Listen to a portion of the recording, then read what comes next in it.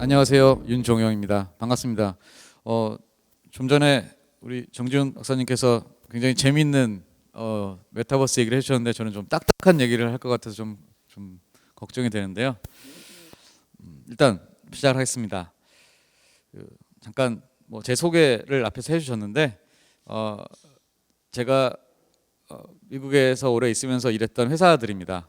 제가 굳이 이 회사 얘기를 리스트를 앞에다 시작을 하는 이유는 사실 오늘 얘기할 주제가 이제 기업에서 인공지능을 어떻게 활용할 것이냐 전략을 얘기하고자 하는데 인공지능이 결국은 IT 시스템이기 때문에 이러한 곳에서 경험했던 것들에 비교해서 크게 다른 부분 또는 다르지 않은 부분들을 좀 얘기를 이제 해보려고 하는 의미에서 제 소개 차원에서 잠깐 이런 얘기를 드린 제 슬라이드를 하나 넣었고요.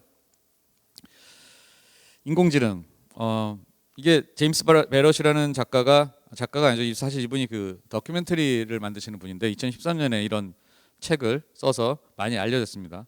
제목이 인공지능이 인간의 마지막 발명품이 될 것이다라는 이제 그런 얘기인데, 인간의 마지막 발명품이 된다는 얘기는 인간이 더 이상 발명을 하지 못한다는 얘기겠죠. 그래서 굉장히 좀 약간 그 우울한 얘기를 다룬 책인데 이 책에 맞다 틀리다라는 걸 얘기하고자 하는 게 아니라 인공지능이라는 것에 대한 많은 얘기들, 그리고 이것이 앞으로 어떻게 발전할지 그러한 것들에 대한 생각을 해보게 하는 그러한 책입니다. 왼쪽 사진은 이제 뉴욕의 5번가의 그 아침 부활절 퍼레이드 그런 사진인데 많이 알려진 사진이죠. 1900년에 부활절 아침은 이게 다 마차입니다. 마차고 여기 빨갛게 된 곳이 하나가 단지 자동차가 한 대 다니고 있던 그런 모습이고, 오른쪽에는 13년이 지나서 1913년도에 같은 장소에 같은 날짜에 행사 퍼레이드인데 다들 모두가 차죠. 1900년에 부활절 아침에 마차로 행사를 했던 사람들이 과연 불과 13년 뒤에 이 마차가 다 없어질 거라고 과연 예상을 했을까? 그래서 조금 전에 많은 분들이 인공지능에 대한 여러 가지 우려, 앞으로 어떻게 될지라고 얘기를 하지만 사실은 우리의 미래는 아직 어떻게 될지 모르죠. 10년 뒤에, 지금부터 13년 뒤에 우리가 과연 어떤 모습을 갖고 있을지, 인공지능이 어떤 영향을 미칠지는 예측은 할 수 있지만 정확히 알 수는 없습니다. 그래서 이러한 그 시대의 변화, 기술이 발전하면서 우리 인간에게 가져오는 이러한 영향들을 가지고 좀 생각을 하면서 좀 얘기를 해보고 싶고요. 앤드류 융이라는 저명한 인공지능 그 학자가 이런 얘기를 했습니다. 인공지능은 새로운 전기다. 그래서 지금은 전기가 신기할 수도 있지만, 인공지능이 신기할 수도 있지만 결국은 이 새로운 전기가 모든 곳에 쓰일 것이다. 그래서 더 이상 새로워지지 않을 것이다. 라는 그런 이제 얘기를 했고요.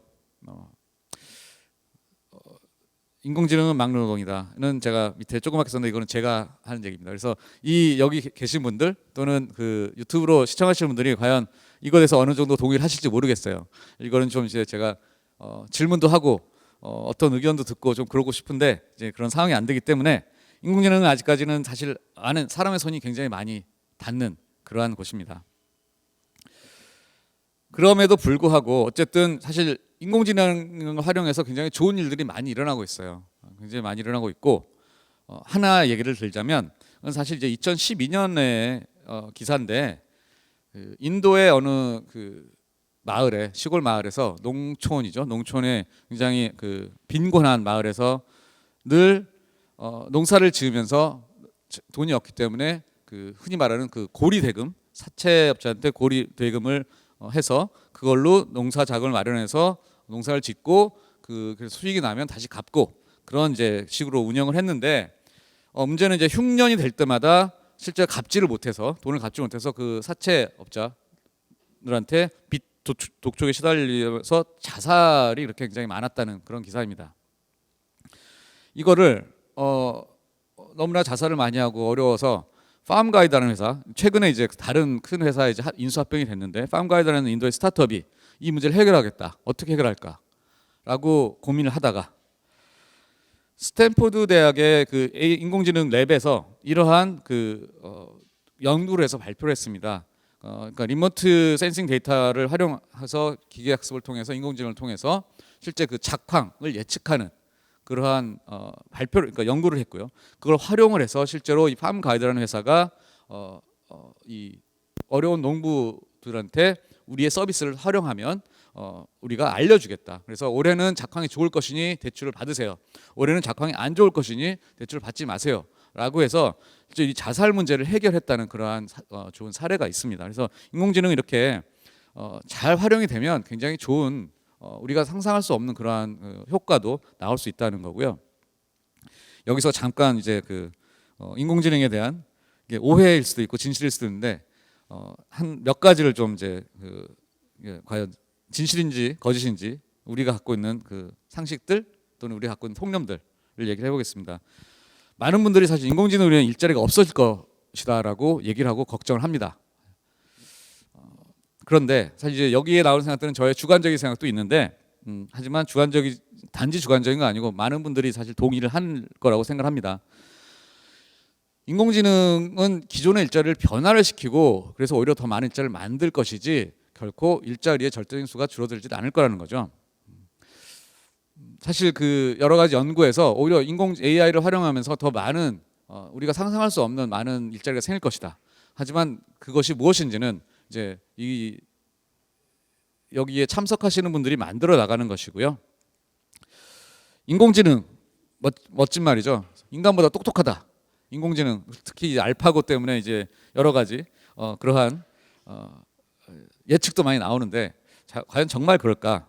제 생각에는 인공지능은 인간이 프로그램한 만큼만 똑똑하다. 여기서 이제 프로그램이라는 건 굉장히 넓은 의미고요. 단지 코딩, 컴퓨터 코딩만을 얘기하는 게 아니라 사실 인간이 생각할 수 있는 정도까지만 똑똑하지 그 이상은 똑똑하지 않다. 인공지능 할 때 요즘 데이터 얘기를 많이 하십니다. 오늘도 제가 잠깐 데이터 얘기를 할 텐데 인공지능을 학습시키기 위해서는 데이터의 양이 가장 중요하다. 다른 말로 하면 데이터가 많을수록 좋다. 사실은 쓸모없는 데이터는 차라리 없는 게 낫습니다. 그래서 이러한 오해들. 또 하나 이거는 이제 약간 낚시인데 일반 기업은 인공지능 활용 전략이 필요 없다. 오늘 이제 이 세션에 인공지능 전문 기업들이 와서 말씀을 하실 텐데 제가 여기서 말하는 기업이란 건 인공지능에 특화되지 않은 일반 기업들, 일반 회사들은 인공지능 활용 전략이 필요 없다. 하지만 제가 생각할 때 인공지능 활용 전략의 필요성이 얘는 없다. 왜냐하면 얘가 없어야지 제가 오늘 이 얘기를 쭉 이어나갈 수 있기 때문에. 자, 그래서 오늘 이런 얘기를 하려고 합니다. 그래서 AI가 이제 많이들 얘기를 하고 AI가 세상을 바꿀 것처럼 얘기를 하는데 생각을 해볼 게 과연 이게 인공지능이 맞는지 정말 이게 인공지능이 맞는지를 늘 좀 의문을 던져봐야 되고 기본적인 얘기지만 이 시대의 인공지능이라고 한다면 사실은 이제 기계학습 조금 더 나가서 딥러닝을 얘기하는 거고 결국은 기계학습은 인공지능이 아닌 인간의 지능에 그 관건이 달려 있다라는 점을 말씀을 드리고 싶습니다. 많은 분들이 그래서 이렇게 말하면 인공지능이 지금 핫 이슈고 많은 사람들이 하고 많은 기업들이 인공지능을 하려고 하는데 그러면 우리 기업은 뒤처지고 있는 게 아닌가라는 걱정을 하게 되죠. 그런데 현실은 사실 아직 대다수의 기업들은 인공지능을 도입하지 못했고요. 인공지능을 도입했다고 하는 기업들도 대부분 아직 파일럿 단계입니다. 물론 소수의 앞선 기업들은 인공지능을 굉장히 잘 활용하고 있지만 대부분의 기업들은 아직은 이러한 단계라는 거고요. 그래서 이제 인공지능을 우리도 좀 해봐야지, 시작을 해봐야지라고 합니다. 그런데 이건 이제 예를 들어서 어느 회사에서 우리도 혁신을 해야 되고 새로운 걸 해야 되기 때문에 인공지능을 활용하자, 인공지능 프로젝트를 만들어 보자, 우리의 프로세스를 개선하고 새로운 걸 해보자라고 할 때 각각의 부서마다 생각이 다르다는 거죠. 예를 들어서 마케팅 부서. 인공지능 잘 모르겠는데 그래도 우리도 인공지능 좀 한다는 거 홍보 좀 해보자. 활용을 해보자. 사업을 기획하는 부서. 왠지 우리도 인공지능을 활용하지 않으면 다른 경쟁업체에 뒤처질 것 같아서. 세 번째, 개발자들, IT 하시는 분들. 인공지능이 핫하다니, 인공지능 개발자의 원가시 높아진다니 나도 좀 이 기회에 회사의 프로젝트를 활용해서 내 몸값 올려서 좀 이직을 해볼까라는 그러한 생각이 있을 수 있다는 얘기죠. 여기서 물론 이건 하나의 예고요.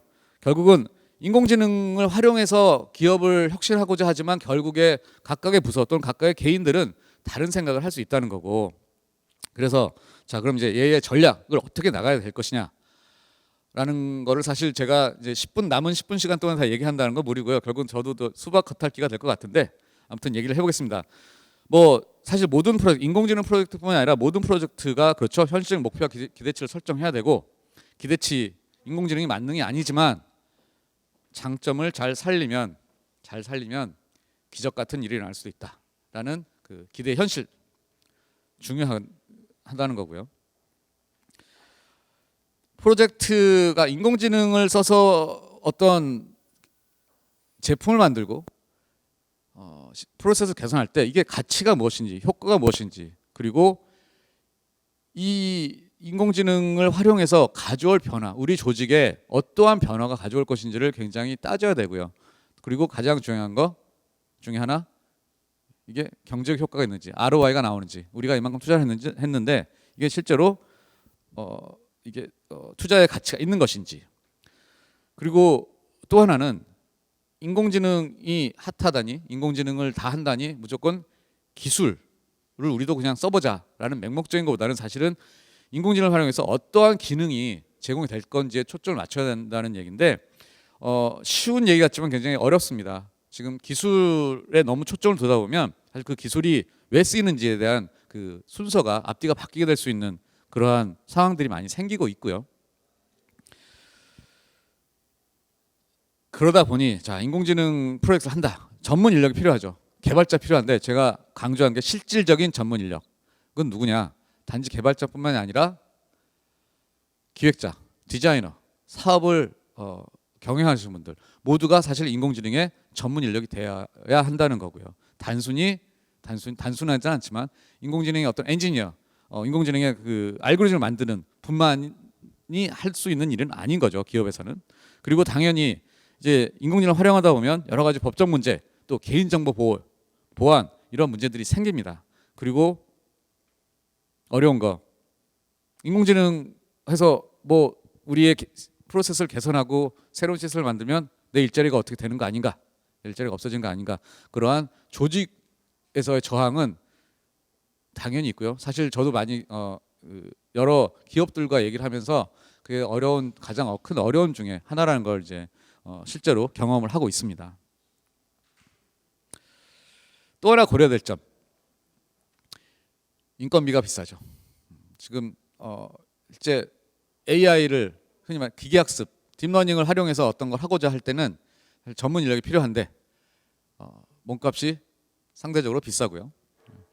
컴퓨팅 비용, 딥러닝을 하려면 알파고를 돌릴 때 굉장히 많은 이 컴퓨터가 필요하고 알파고를 필요했죠. 그리고 실제로 지금도 그 기업에서 여러 가지 이 딥러닝, 기계학습을 하려고 할 때는 굉장히 많은 컴퓨팅 리소스가 필요합니다. 이게 다 돈이죠. 일반적인 IT 프로젝트보다 오히려 돈이 더 하드웨어에 컴퓨팅 비용이 더 많이 들어갈 수 있다는 거 고려를 해야 된다는 거고요. 자, 그래서 AI를 로드맵, 그럼 이제 도대체 어떻게 할까? 우리가 어떻게 실제로 구현을 해볼까? 프로젝트를 어떻게 구현할까? 할 때 몇 가지 아주 간소하게 했는데, 뭐 문제를 당연히 정의를 해야 되고요. 해결할 문제가 있지 않은데 우리는 그냥 인공지능 단들 다 한다니까 우리도 합시다라고 하는 거는 사실 시작할 의미가 없는 거고, 정확하게 기업에서 해결해야 될 문제, 어떤 과제를 우리가 해결할 것인지, 어떤 문제가 있는지라는 거 정의를 하는 게 가장 중요하고요. 사실 일반적으로 이거는 그 인공지능을 활용하는 프로젝트뿐만이 아니라 모든 사실 뭐 기업에서 하는 프로젝트에 다 적용이 될 수 있는 과정인데, 그런데 특이한 건 데이터를 준비해야 되는 거죠. 데이터가 없으면 뭐 결국 뜬구름 잡는 얘기가 되고요. 데이터 준비하는데, 그리고 데이터를 준비하고 실제로 기계학습을 하고 그걸 계속 튜닝을 하고 뭐 이런 과정들이 필요합니다. 그래서 이제 모델을 활용한다는 거, 실제로 이제 그거를 이제 그 기업의 실제 서비스나 프로세스에 이제 활용을 한다는 거고, 그 이후에 계속 모니터링, 테스트를 계속 해야죠. 그리고 그걸 최적화를 시킨다는 건데 여기서 끝나는 게 아니라 당연히 모니터링, 최적화, 그리고 모델을 계속 개선시키는 이런 과정이 이제 반복이 돼야 되는 거고요. 여기는 제가 뭐 이렇게 순서적으로만 했지만 사실은 이것이 계속 반복이 돼야 되는 거고, 여기서 키워드는 데이터인 거죠. 데이터를 어떻게 준비할 것이냐가 중요합니다. 그래서 인공지능 전략, 기업의 인공지능 전략 얘기할 때는 데이터 전략이 가장 중요한 부분이 되는 거고, 제가 아까 처음에 인공지능은 아직까지 막노동이다 라고 얘기를 했던 건 이 데이터를 준비하는 과정이 사람의 손이 가장 많이 가고 돈도 많이 들고 시간도 많이 들고 하기 때문에 이제 그러한 약간 좀 과장된 표현을 한 거고요. 데이터 전략은 그럼 어떻게 해야 될까? 몇 가지 고려할 점. 첫 번째, 데이터가 과연 있을까? 기업에, 또는 내가 하고자 하는 어떤 프로젝트에, 그게 기존의 기업이 될 수도 있고요, 또는 새로운 서비스를 만들고자 하는 스타트업이 될 수도 있는데 데이터가 있을까?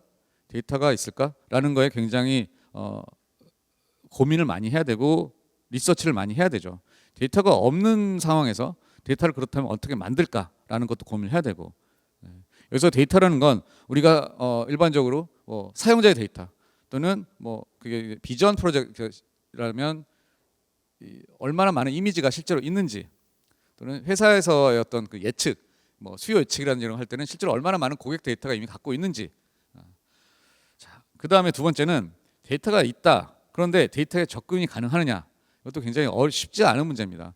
큰 기업일수록 데이터를 다루는 부서가 따로 있을 거고, 데이터를 소유하고 있는 부서가 있을 텐데 과연 그 부서에서 또는 그 시스템상으로 이 데이터를 쓰게 할 수 있는지 어려운 문제죠. 특히 일반적인 고객 데이터를 얘기할 때는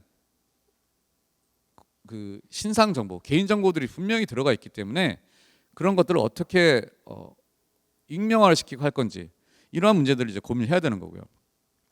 자, 그래서 접근도 가능한데, 자, 그럼 이제 데이터가 쓸만한가? 이것도 문제죠.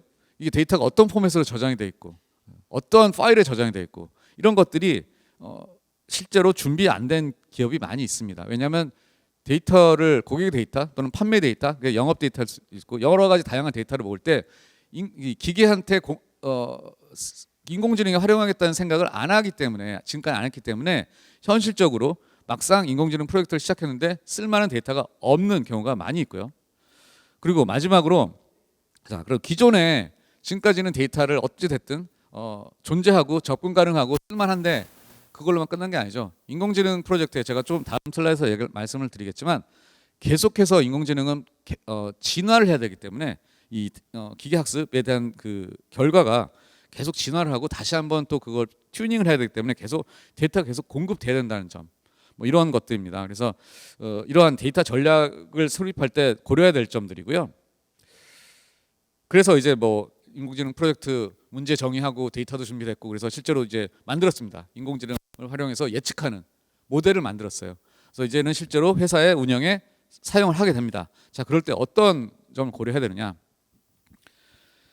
일반적인 그 IT 시스템을 만들 때는 이러한 그래프가 형성이 됩니다. 처음에는 사람이 많이 필요하죠. 개발자도 필요하고 기획자도 필요하고 많이 필요합니다. 자, 그래서 어느 정도 시스템이 완성이 되면 유지보수 단계로 넘어가면서 그때는 시스템이 알아서 돌아가고, 그래서 시간이 지날수록 실제 필요한 인력의 수는 줄어드는 게 일반적인 경우인데, 인공지능 프로젝트는 조금 그래프가 달라집니다. 데이터 준비, 모델링, 튜닝 뭐 이런 것들 통해서 사실은 오히려 더 계속해서 사람이 더 많이 필요하고요. 많이 필요하고 어느 정도 이렇게 실제로 활용을 하면서는 이제 그 안정화되면서 줄어드는데, 그렇지만 좀 전에 그래프처럼 아예 줄어들진 않죠. 계속해서 사람이 필요합니다. 그러면 이거만 보면 인공지능 프로젝트가 오히려 더 안 좋은 거 아닙니까?